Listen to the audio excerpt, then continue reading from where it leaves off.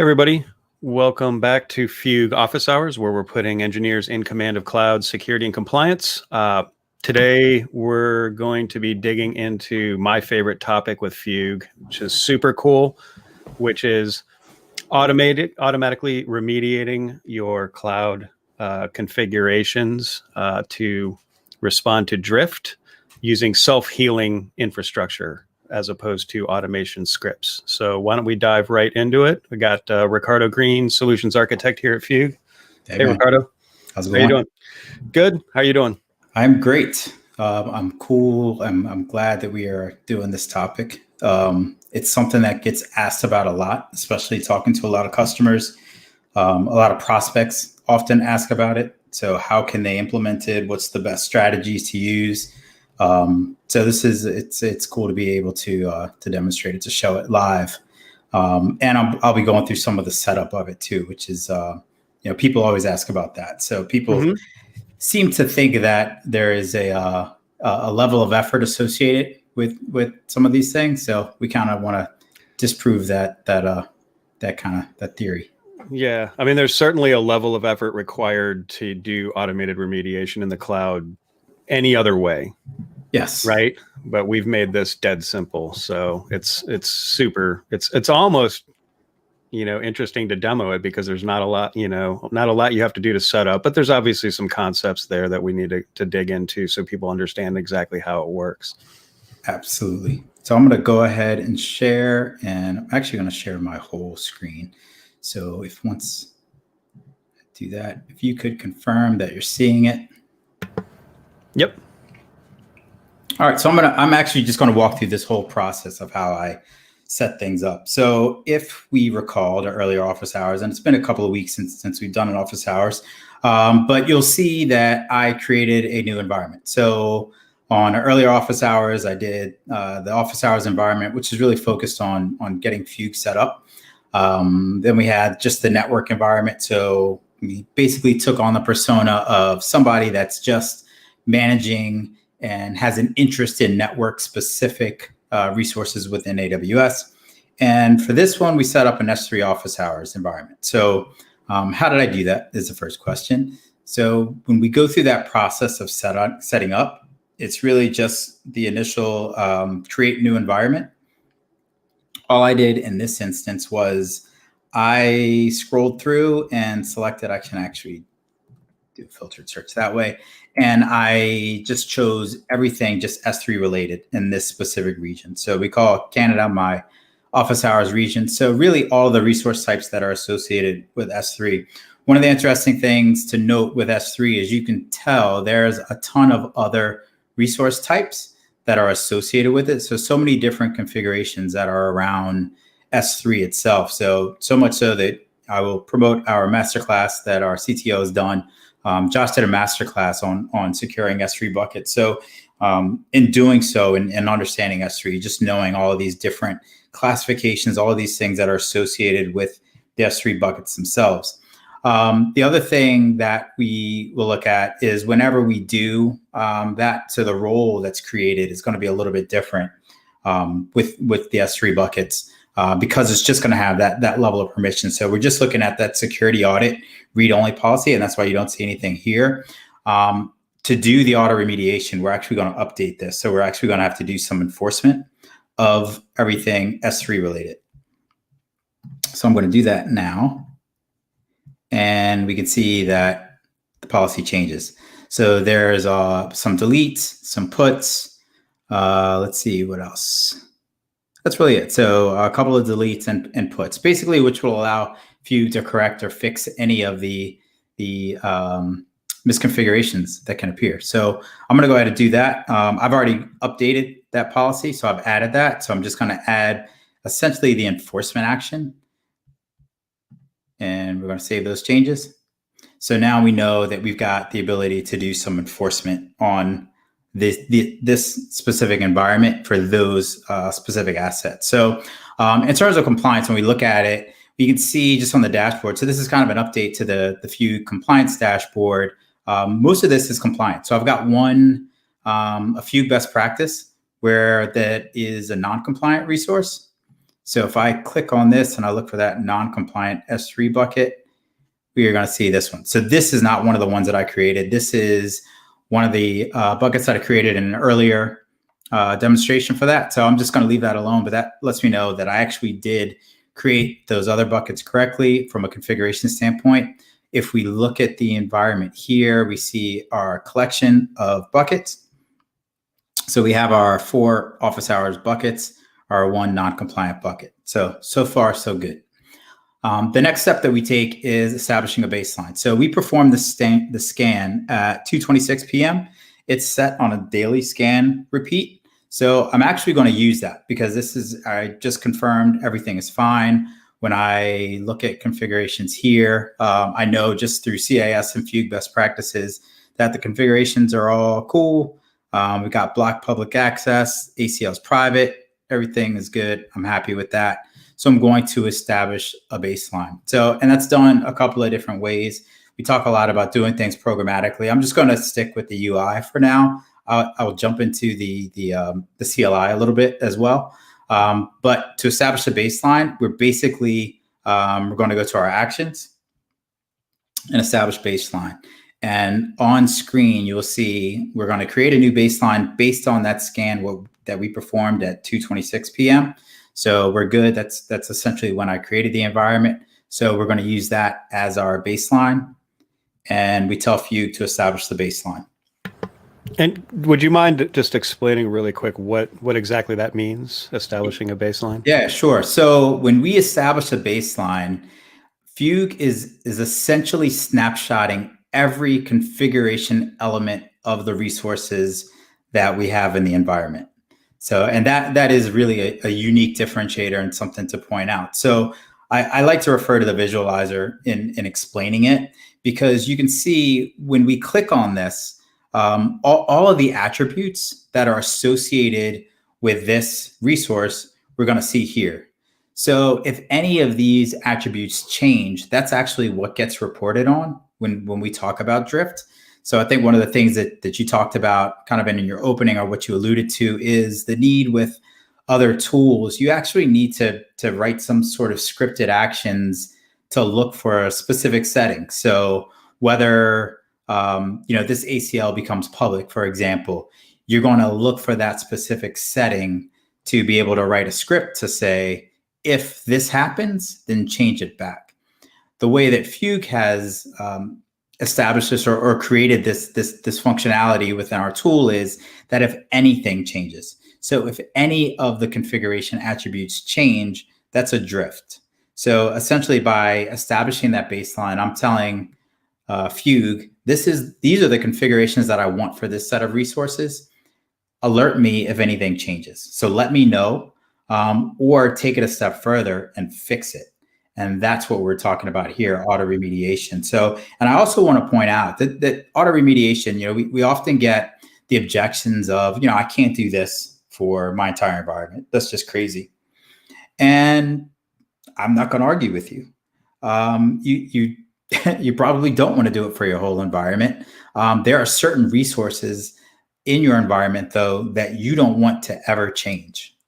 And your S3 bucket configurations could be just that. So, in this example, let's say we're taking on the persona of somebody who is managing some of the assets for maybe the web application. So these are all buckets for web applications, and they need to access these buckets. We've got them configured the way that we want them configured, and we don't want them to change. We're not worried about this. This isn't our bucket, but we're going to monitor that anyway, because that could essentially be configured the way that we want it to be as well. And we want to monitor the change there, but we're okay with this being non-compliant. And I think we talked about it in another session. I could easily create a waiver for that so that it doesn't show up as non-compliant and that Fugue bypasses that evaluation. Another topic. But for now, we're going to say these are all configured the way that we want. We've got a baseline established. We know that here. And if we want to get to a level of, if we want to do auto remediation, it's just a matter of going here where we go to the edit environment settings, and let's make sure that we've got our enforce action. So we know that we can do that. And the enforcement is here. So saving that, we go back here and then we look at our settings, we see baseline and drift detection is established and enabled. So we've got it turned on. We're good to go. So pretty straightforward. Any questions so far, Drew? Yeah. So, I mean, I'll throw one or two out that, or make some points that we often have to make to explain this, because there's a lot of other tools out there that take a very different approach. With baselining and drift detection to get notified when something changes, you don't need to predict what you don't want to change. Correct. You just need, so you can just say, this is where I want it to be, and if anything changes, just let me know. I don't have to kind of think of all the ways it might change. And then with the baseline enforcement, if that changes and you want it to automatically remediate, you don't need to do anything about creating what state you would want it to remediate to. You're just telling Fugue, remediate it back to the state that I have already established that baseline for. That's exactly it. Yeah, so we often get questions from prospects that say, can I build a template for my baseline? And that's not really how it works. And one of the things that I often try to explain to them is, so when you provision or you deploy infrastructure, whether it's CloudFormation or Terraform, and you have your kind of template, that's what you want to establish as your baseline. That is not taking into account any of the connected relationships in your account. So that is only that, whatever you're deploying within that infrastructure is code file. So you leave a ton of stuff out, and there's a ton of stuff that you're not checking, any connected relationships. You could also have, a really good example of it is you're deploying an application into a VPC that's already existing. Well, you're not checking that VPC within that deployment. That VPC configuration is only going to be checked post-deployment after you've deployed what's in that. Similar to, if you have a security group that's set up for your database connectivity, you may establish some sort of connection within your infrastructure as code to talk to that database, but you may not know the initial configuration of the security group, where that database lives. So there's just a lot of relationships that get left out when you try to do it as a template. So that's why we've taken the approach, because it's one of those things where, we don't want to leave things out. And so to me, it's a little bit of an incomplete solution to do it, to kind of template it. Right. And I mean, we're big fans of shift left, and, with Fugue, you can obviously, scan your dev environments, your stage and test environments, and find issues there, as well as check your Terraform code with our Regula tool. Yeah, absolutely. So I mean, and there's value in that. I mean, you honestly, so I mean, you can check everything that you're deploying for some base level configuration mishaps that happen. So if you're deploying instances or volumes that are unencrypted, you absolutely should check that and stop that. Mm-hmm. And that's, that's, I will definitely say it's probably going to be a future office hours for us to do more in the automated realm. And I'll actually do some of the commands here, because I'm going to play around in the console really quickly. And then I'm going to use just the Fugue CLI to do some updates really quickly into that environment. Mm-hmm. But yeah, so yeah, we're big proponents of shifting left and doing things early. We just recognize that there are some things that you miss just because you're not deploying everything. IAM is a big thing. So a lot of times you're deploying, you may have a role instance profile or something IAM related that you're going to deploy, but you're not going to deploy all your groups, users, and instance profiles, policies, and roles every time. It's just going to be focused on that one deployment. So you absolutely have to have a continuous compliance or security monitoring tool. Sure. like Fugue. Yeah, and I think with cloud infrastructure, it's a little bit different than, say, like application security or operating system security, where you can have those guardrails up front to prevent deployments of vulnerabilities and that kind of a thing. And once you've done that, and it's that stuff is running in your production environment, you're typically good to go. Whereas with infrastructure, that stuff's just always changing. And while it's great to check your infrastructure's code and check your test in staging environments before you deploy to production, if you've got that automated CI/CD pipeline and you're doing these checks as part of that, that's great. But you still need to be keeping a continuous eye on production, because you're going to be experiencing a lot of mutation in that environment that happens outside of that automated pipeline. I think that's where this kind of application or capability of Fugue comes in handy, because there's going to be certain security critical resources that might have a high propensity to get changed by people that may not know any better, security groups, that kind of a thing.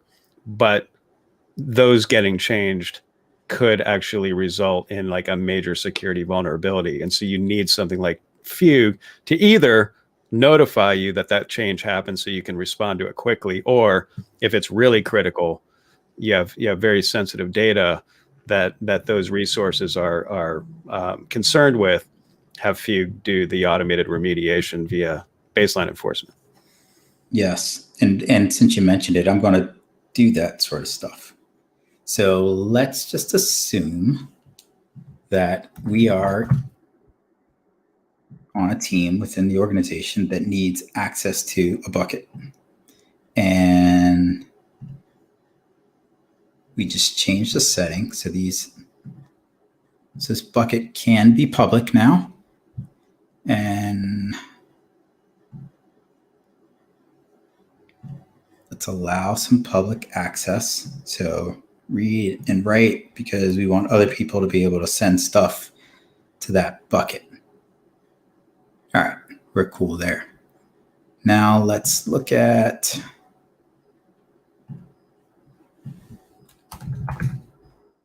let's do it to bucket 4 as well. Do the same thing. Turn block public access off. So now we're going to allow these objects to be public. And again, we set this up kind of from the persona of someone that basically configured these the way that they wanted them to be configured. And someone else is going in and kind of messing with things, which never happens in organizations. Right. And just to clarify, that's not typically a bad actor per se, but just a well-meaning engineer that needs to get some work done, and they're kind of just going in and changing some configurations to make their lives easier. But what they don't realize is, they're opening up a big vulnerability. Just doing some testing. I'm just going to open up this bucket, but wait, my phone rings and I'll get it. And I'll get back to this. And we close down the screen, and we never get back to it, or we get back to it another day. But in a day or two, that could introduce some sort of issue. But again, I think like the point that you make, it's not a bad actor that always does this. This stuff just kind of happens where people make changes, and it's not always going into the console. It could be via the CLI or whatever, depending on what your permissions are. So what we're going to do is this specific environment, we're going to check it again. We've got enforcement enabled. This is set on a scan interval, a daily scan interval. I am going to just start a new scan. And while we do that, I'm going to update the scan interval, and I'm going to look at some things. But I'm going to use the CLI to do that. So if you can confirm that you are seeing my screen okay. I could see it. It's if it's possible to make it a little bigger, that would be great. Yeah, this is helpful for my eyes. Very helpful. All right. So this is giving me my listing of environments. I could see this is the environment that I want to look at. So the S3 Office Hours one, we'll see AWS has a baseline, has a scan interval, and the scan is in progress. So all good information. So I want to update. What I'm interested in is the scan interval. So for those folks who don't use the CLI a lot, the -H flag is great, because any of the commands you can see what some of the other commands are. So in this case, I want to update environment and -H. So this will tell me all of the flags that I need for that associated environment. So essentially, I'm looking to update the scan interval. So that's what I'm going to do for this specific environment. So I'm just actually going to run this command again so that I have that listing of the environments. And I'm going to clear it and run it again so that it's easier to see. And this is what I'm after. So this environment ID. So in many cases, when you have a baseline enforced, you typically condense your scan interval down. When we talk a lot about shifting left, you can actually automate the practice of getting in the habit of, through your pipelines, whenever you deploy new infrastructure, you will trigger a Fugue scan. So Fugue is one of those tools that has the ability to do on-demand scans. A lot of tools will they limit or restrict your ability to do them on demand. You typically have to set to a specific interval, but Fugue you can do on-demand scans. So I could trigger a scan here on demand for any of these environments. Right now, we're just going to update the environment. So Fugue update environment. I want to do that. And interval, and we do it in seconds. So I'm just going to do it, set it up so it's going to be an hourly scan. So basically, we just updated environment. We give the environment ID. We're updating the scan interval, and we're changing it to 3600, which is essentially hourly. And provided I didn't make any errors, which I didn't, I will see what the update is. So we can look the environment ID, the name, it's my S3 office hours environment. The scan interval has just been updated. So now I've changed that to an hourly scan interval. So now whenever there's changes, if anybody changes, so again, me being the forgetful, I was thinking of a nice word. So the forgetful dev or operations person that's just doing some testing and makes modifications and forgets to go back and update them, I know in an hour, Fugue is going to check it again and kick off the scan, and then we'll auto-remediate whatever those mistakes that were made. We call them mistakes, not a hack. It's a mistake. So, and I know that's going to be, so I can update that. At this point, I can update any of my scan intervals. So that's something that I can do. If I do another list environments, I'll see the scan is still in progress. So we'll actually wait for that scan to complete, and then we'll go back and check it. I'll also go back into the AWS console as well, so we could see the updates there. And just go there. So that's pretty straightforward. I mean, CLI, you could use that, right, Drew? Comfortable? Yeah, of course. Pretty straightforward.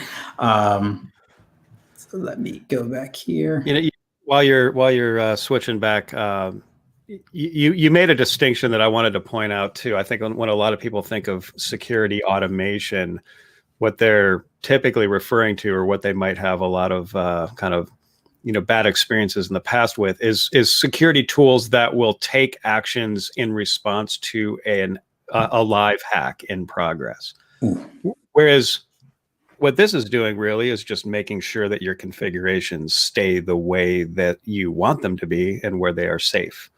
To then prevent a hack from happening that you might not be able to detect, because misconfiguration attacks are really difficult to detect.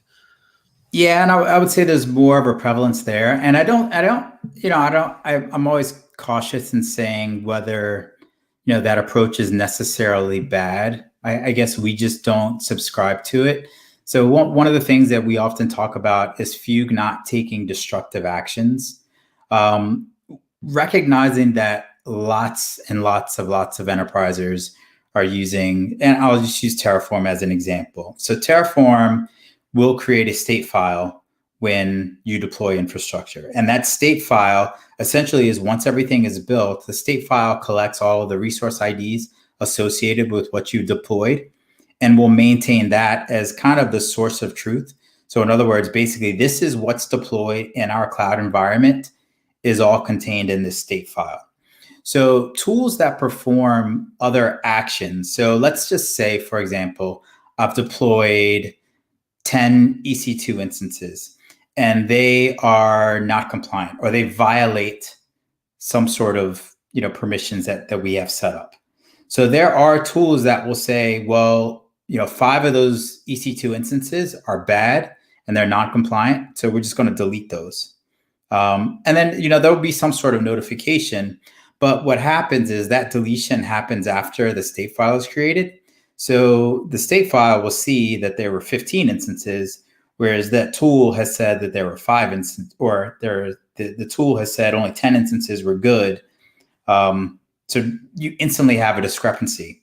So if you were to run the apply again, it will see that those 5 instances aren't there, and we'll try to recreate them. What happens, what makes it really bad is you don't always know, like those things aren't in parity. So I think one of the things that Fugue does is by kind of having a state machine, if you will, backing or powering, how we're handling our auto remediation is we're not changing anything. So it's a configuration setting within that resource ID that's established. We will also notify you if something is deleted, but we won't recreate that. We view that as the responsibility of whatever tool you're using to handle your provisioning. And that's how that's set up. So it is an important distinction to make in the difference, as to how those things are handled or impacted. So yeah, I started clicking screens. I saw that the scan is completed. Let me know. Are you seeing this? Because I've been jumping around. I'm gonna make sure that my computer's not acting crazy. But so we see that there is a bunch of drift that happened. A couple of different attributes. So one of the things that we talk about, I know Josh makes a point to talk about this is a resource in itself. This S3 block public access, S3 bucket public access block is a resource into itself. So here we have a bunch of drifts. So Fugue is going to capture that. So for customers that aren't doing auto remediation, know that the drift alert is going to catch those changes. So we see that. We see that in this, the block public access is true. And here it's all false. So those 4 parameters that we have, if they're checked, they will all be true. Or if the overarching block public access is checked, then all of those attributes under it are true. So here we unchecked it. So we see that that's now false. That's a drift. That's changed. So our, Mr. Forgetful Operations person who, made our buckets public, Fugue caught that, and Fugue is going to correct that. So these are all the drift notifications. So you'll see these here. In terms of the bucket configuration itself, you have the grants. So there was essentially these grants that are now added, these full control, which will allow you to read, write, and do anything within those buckets, making it public. This is a current attribute, which is allowed in those things. So we actually wanted this previous attribute to be intact. And then we see a remediation. So these remediation events occur where Fugue corrects all these actions. So each one of these actions that we see a drift for it. We will also see, let me pick the right one. It's bucket 4. Bucket 4. We see that this is fixed. So the remediated attribute, all of these were false. This was the drift. We see all of these being true. So it's essentially remediated back to that known good configuration, that secure configuration. And something that's really done for me is it being fully compliant, which is a nice thing as well. But we see the drift reports. These notifications could be sent. So if I had notifications set up, I would have gotten an alert via SNS. So it could be sent to an email. You can actually subscribe to a number of different endpoints. So SNS is really good because if you're using some other service, you have a REST endpoint that will collect these things like a PagerDuty or anything like that. You can subscribe directly to SNS, and then it'll send an alert whenever there's a drift or a misconfiguration event. Those things are going to be there. The other part that I'll show you here quickly, you see the scan interval is updated to an hour. So we did that to set the desktop using the CLI. And again, that can be an automated process, not necessarily set in the scan interval. You could automate that each time you create an environment to automate the scan interval to update it using the CLI. Certainly could be done, or you can just do it at the desktop. And that's generally what I do with some of these environments, but also triggering any sort of on-demand scan. From the AWS standpoint, this is how our buckets were. And if we refresh and we do Office, we see that they're all back to buckets and objects not public. So this is how our original configuration was. Mr. Forgetful Operations dude changed them. He left, took a phone call. He leaves work at 4:30.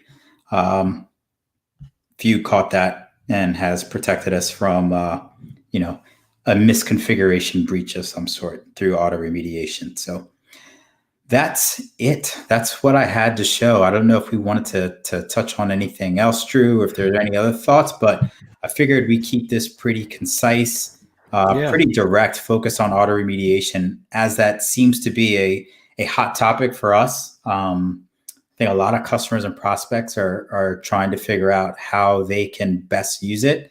Some are effectively using it in smaller chunks, and I think that's probably the best approach. Sure. With a smaller subset of resources that are really tightly controlled and that you don't want to change.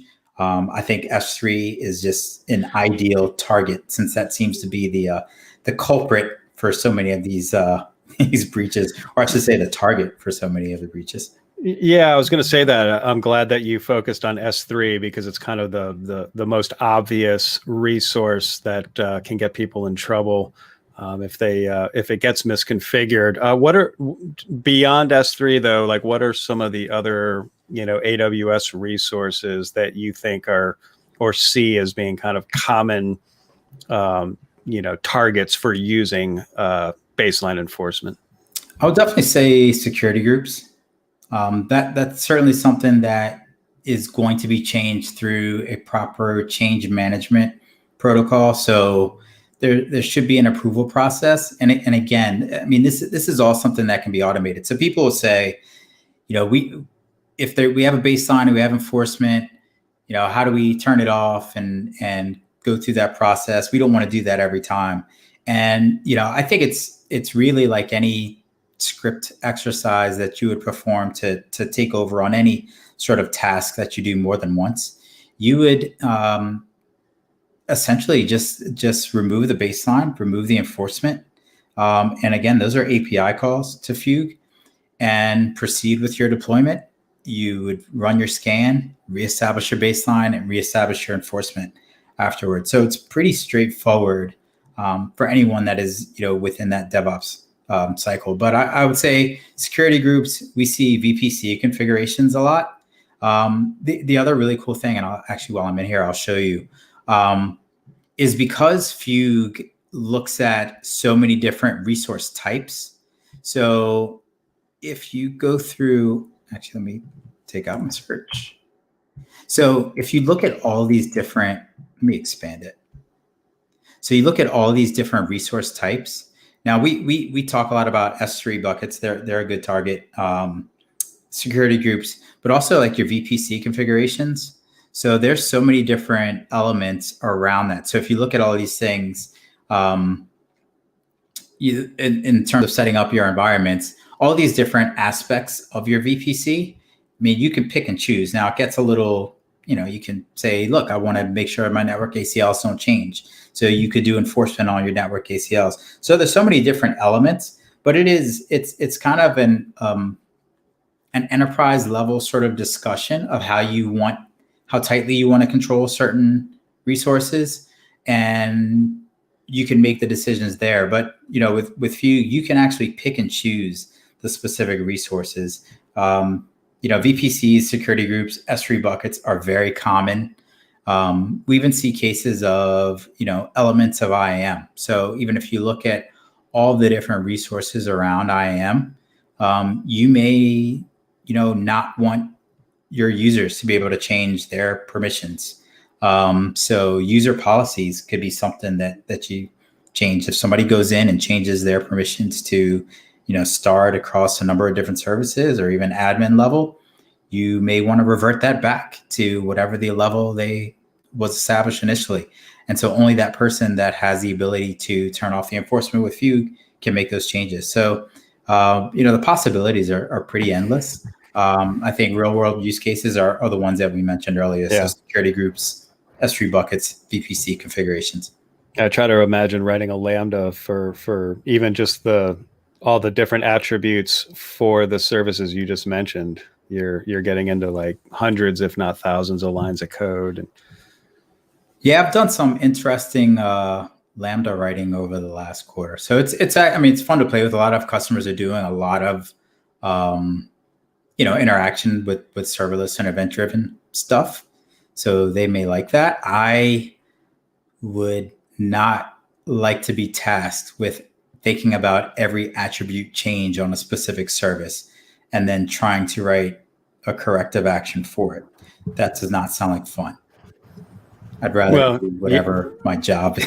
Yeah. Well, you also have to make sure that whatever that kind of corrective end state is what's going to be, what the application needs. Yeah. And there's some other cool applications with using Fugue drift detection. So as you get those notifications, you could, make an API call to CloudFormation or Terraform or some other tool to just basically rerun that apply to redeploy whatever the instances are or the infrastructure that's contained in that state file.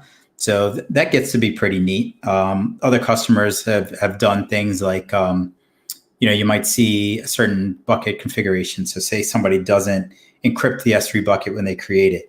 And maybe that's a Lambda that triggers, a call to Fugue or a call to Terraform or some sort of update or fix to it. It's just, a lot of these are just operational decisions. But, I think the way technology is, you can, if you can think of it, you could probably script it. I just think we make it really easy. So you don't have to script anything. Just click a button, enforce it, and we're going to fix it. So that's kind of a cool aspect of it. Mm-hmm. To me, that's easier. Yeah, it's a lot. I mean, who wants to be scripting kind of corrective actions? Right. We'd rather be putting together Lambda scripts for your actual application. Yeah, for other fun stuff. Mm-hmm. Cool. Well, this was very good. Very awesome.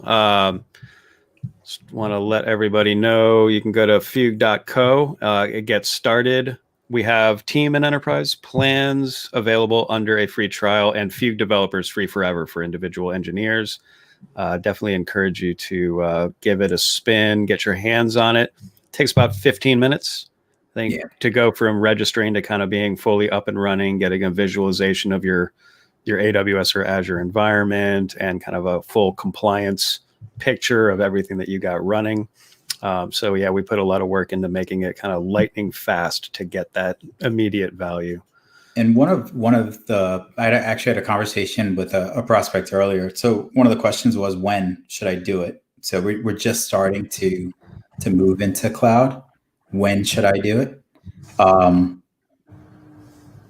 As soon as you start moving. So start getting those continuous compliance checks. The nice thing about, what you just mentioned is free. That always perks my ears up, like free. So we're providing this tool for free. So anybody that you're starting to move into your cloud environments, understand what your vulnerabilities are, understand your compliance posture from day one. And then as you continually evolve, get those continued reports, those continued views and the visualization. So every time Fugue performs a scan, you get that visualization. So, I think, as we came up with this concept for office hours, really understanding the different jobs to do. But I think, we can also stress that Fugue developers free. Yeah. So yeah. And it doesn't take long to get up and running with it. So, but yeah, I'd say, if you're just going to cloud, kind of getting the security and compliance right at day one or day zero, day 1-1, whatever it is just going to save you a ton of headaches. Last thing you want to do is kind of, get up to the starting line with an application and then have the auditors come in to certify it and have you rewrite half your application because it's failing a bunch of checks. So always good to get that stuff done early so you can move fast and avoid those kinds of headaches. Agreed. All right. Well, this has been fun, Ricardo, and appreciate everybody joining. We will let you know the next time we're doing another Fugue Office Hours. I'll say it. Hit the subscribe, and you will be notified if you hit that notification bell. And go ahead and like this video. We'd appreciate it. It helps with the algorithms. Did I get that right, Ricardo? That was good. That was good. All right. Thanks, everybody. Thanks, Ricardo. We'll see you next time. Next time. Cheers.